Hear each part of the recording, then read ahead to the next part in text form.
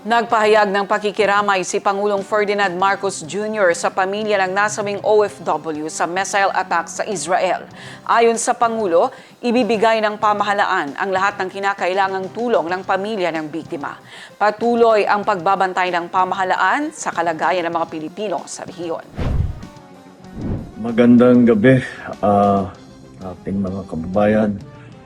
Ikinalulungkot ko na meron po tayo natanggap na report na meron na pong casualty na Pilipino dito po sa gera na nangyayari sa Middle East. Na-report po sa atin ay namatay po ang isang Mary Ann Velasquez de Vera na tigang Pangasinan.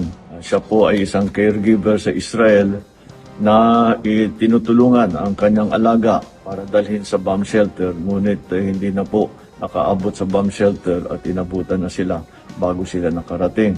Siya ay namatay dahil tinamaan ng shrapnel ng mga bumagsak na bomba. Na-identify na po siya ng kanyang asawa na isang OFW din na nagtatrabaho sa Israel.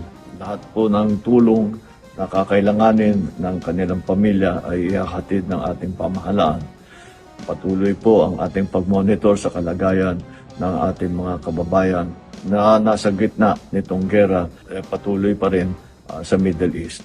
Asahan po ninyo na pagka meron tayong maire-report, ay i-report ko po sa inyo.